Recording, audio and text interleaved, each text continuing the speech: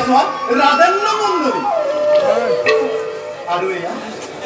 দেব আয় ভাল করে খাইছি যোগ্যজনে করিবা তখন পরম নকরিবা দুয়াই দুয়া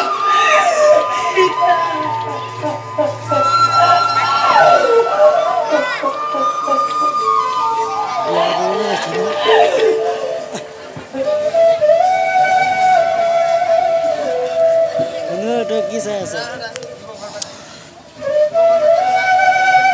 আছে